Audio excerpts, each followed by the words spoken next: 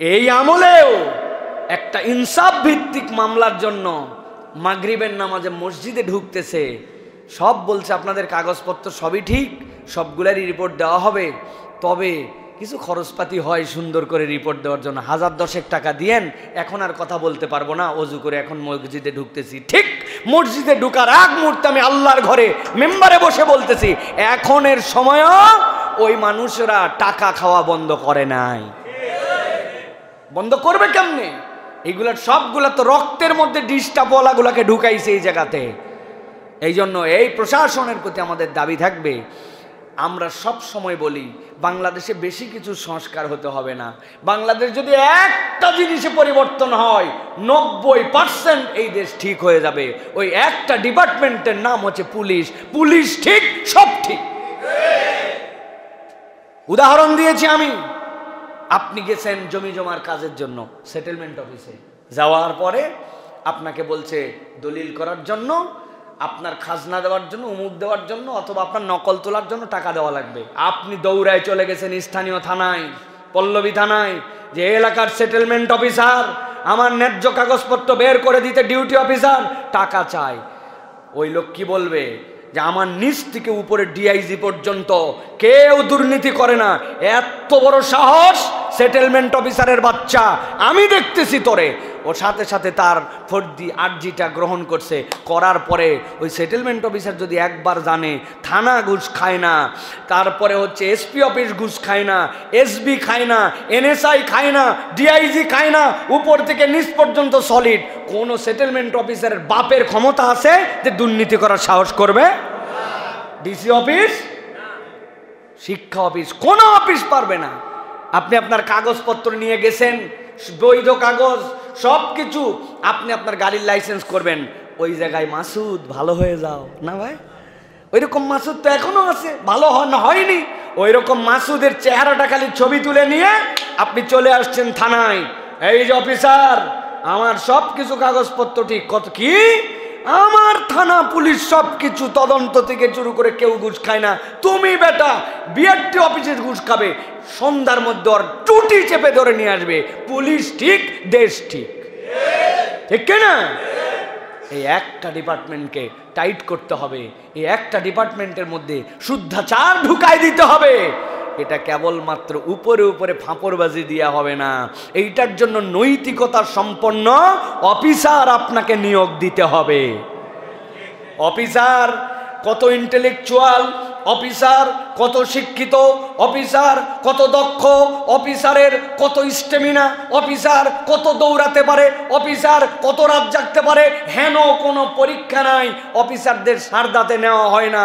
কিন্তু অফিসার তুমি কতটুকু নৈতিক, কতটুকু কোরআনের নৈতিকতা সম্পন্ন আয়াত তোমার জানা আছে, আল্লাহর নবীর হাদিস কতটুকু জানো, নৈতিকতার কোনো পরীক্ষা তার হয় না।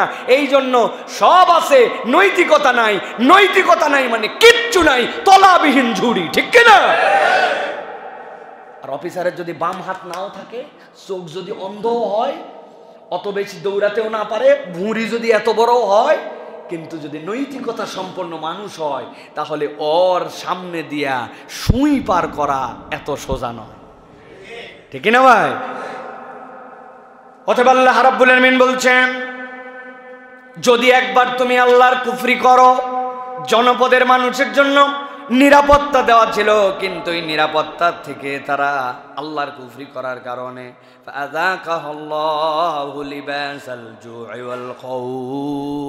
আল্লাহ বলছেন, আল্লাহ তোমাদের ক্ষুধা আর আল্লাহ রাব্বুল আলামিন তোমাদের এই ভীতির যে ভয়, ভয়ের যে সংস্কৃতি, এইটা কখনোই উঠায় নিবেন না।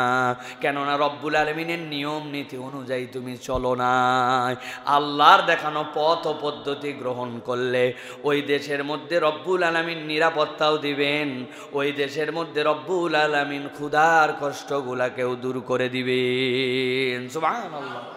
এই জন্য প্রিয় ভাইরা, প্রথম দায়িত্ব হচ্ছে যে আমাদের স্বাধীনতা এবং আমাদের আল্লাহর পক্ষ থেকে যে নিয়ামত, এইটার জন্য আমাদেরকে কৃতজ্ঞ হতে হবে। কি হতে হবে? মুখস্থ করে ফেলেন, আমি 5টা পয়েন্টের কথা বলবো। 1 নম্বর, কৃতজ্ঞ হতে হবে। 2 নম্বরে আল্লাহ রাব্বুল আলামিন কোরআনুল কারীমের 14 নম্বর সূরা, সূরা ইব্রাহিম সূরা ইব্রাহিমের মধ্যে আল্লাহ রাব্বুল আলামিন বলছেন, وَإِذْ تَأَذَّنَ رَبُّكُمْ لَئِن شَكَرْتُمْ لَأَزِيدَنَّكُمْ وَلَئِن كَفَرْتُمْ إِنَّ عَذَابِي لَشَدِيدٌ। আমার রব্বুল আমিন বলছেন, ও উম্মতে মুহাম্মাদি, তোমাদের জন্য যে আয়াতটা কোরআনের মধ্যে দেওয়া হলো, এটা আমার পয়গম্বর মুহাম্মদ সাল্লাল্লাহু আলাইহি ওয়াসাল্লামের উম্মতের জন্য শানে নুজুল দিয়ে আয়াত দেওয়া হয় নাই। আমি মুসার ওই কওমের কথা বললাম, যাদের সন্তানদেরকে হত্যা করে ফেলা হতো, নারীদেরকে দাসী বানায় ফেলা হতো, পুরুষদেরকে দাস বানায় দেওয়া হতো, কোনো রকম তাদের ইবাদতের স্বাধীনতা ছিল না। ফিরআউন যা ইচ্ছা তাই করত। আল্লাহ রব্বুল আলামিন তাদেরকে এমন স্বাধীনতা দিলেন, রব্বুল আলামিন তাদেরকে ওই সাগরের পারে নিয়ে আসলেন। এরপরে 12 জনার জন্য রব্বুল আলামিন বাড়ি দিতে বললেন। রাস্তা 12টা হয়ে গেল, কেননা পানি তো আল্লাহর গোলামি করে। পানি আপনার কি মনে হয় মুসাকে চিনে না? মুসাকে চিনে, মুসার কওমকে চিনে, ফেরাউনকেও চিনে। যদি না চিনতো, মুসার কওমকে পার করে দিল কেমনে, আর ফেরাউনকে ওখানে ডুবাই দিল কেমনে? তার মানে পানিও গোলামি করে আল্লাহ। আল্লাহ রাব্বুল আলামিন মুসা আলাইহিস সালামকে পার করে দিলেন। গভীর মনোযোগে খেয়াল করেন, মুসা আলাইহিস সালামের কওম যখন পার হয়ে গেল, ওই পারে যাওয়ার পরে পিছন দিকে তাকাইছে, তাকায় মুসা আলাইহিস সালামকে বলছে, মুসা, পার তো আমরা হয়েছি, রাস্তাও হয়ে গেছে, কিন্তু পিছনে দেখো, তুমি বললে ফেরাউনের কবল থেকে মুক্ত, কিন্তু তারাও তো একই রাস্তায় আসে। মুসা আলাইহিস সালাম মনে কষ্ট পাইলেন, কেননা মুসা আলাইহিস সালাম তো স্বাভাবিক নবী নন, একটুখানি তিনি কিন্তু অস্বাভাবিক নবী। অস্বাভাবিক মানে অস্বাভাবিক মানসিক দিক দিয়ে নয়, আল্লাহ প্রকৃতিগতভাবেই তাকে ব্যতিক্রম নবী বানাইছিলেন। এমন কথা উনি বলতেন যেই কথা আর কেউ বলার সাহস পায় নাই। ওটার একটা কারণও ছিল, মুসা আলাইহিস সালামের নাম ছিল মুসা কালিমুল্লাহ, কি আল্লাহর সাথে কথা বলতে পারতেন। এখন আমার সাথে যার ইন্টিমেসি বেশি, আমার সাথে যার কথা বেশি, তার সাথেই কথা বলতে বলতে আবেগের কথাও হয়, আবদারের কথাও বেশি হয়, ঠিক কি না? জীবনেও যার সাথে দেখা হয় নাই, তার কাছে কোনো আদর আবদার করতে পারবো আমি? রাগ করতে পারবো আমি? না। কিন্তু যার সাথে বেশি কথা হয়, পৃথিবীর যত নবী রাসূল আসছে সবগুলাকে আল্লাহ ভায়া মাধ্যম দিয়ে কথা বলাইছেন। আর মুসা যা বলতো আল্লাহরে ডাইরেক্ট বলতো। সুবহানাল্লাহ।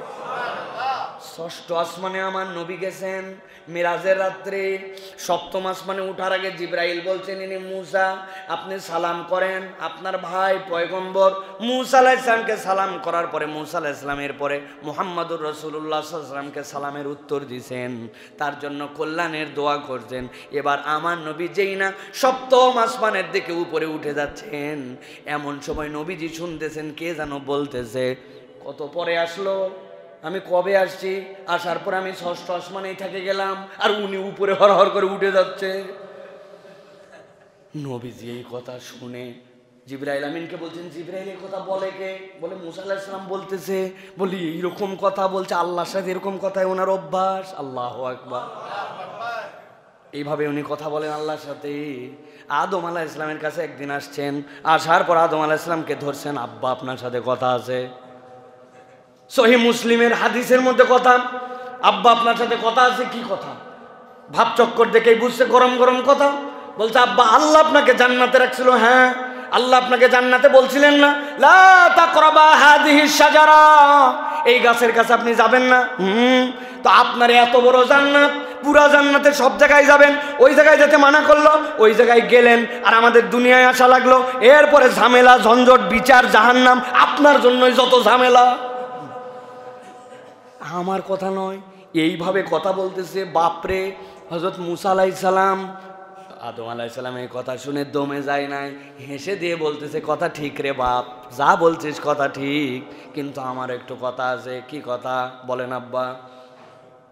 বলছে, আল্লাহ রাব্বুল আমিন মানুষকে সৃষ্টির কত হাজার বছর আগে তার তাকদীর লেখে। বলে, মানুষকে সৃষ্টির বহু আগে আল্লাহ কলম সৃষ্টি করেছেন, আর 50,000 বছর আগে তার তাকদীর লেখা আছে। বলে, ও মুসা, 50,000 বছর আগে যে স্ক্রিপ্ট লেখা আছে, আমি আদম ওই স্ক্রিপ্টের বাইরে গেলাম কেমনে? আমার কি দোষ? ওই মুসা আলাইহিস সালাম কম নিয়ে বেরিয়ে গেছেন। যাওয়ার পরে বলছে, ওই যে দেখো পিছনে পিছনে ওরা আসতেছে।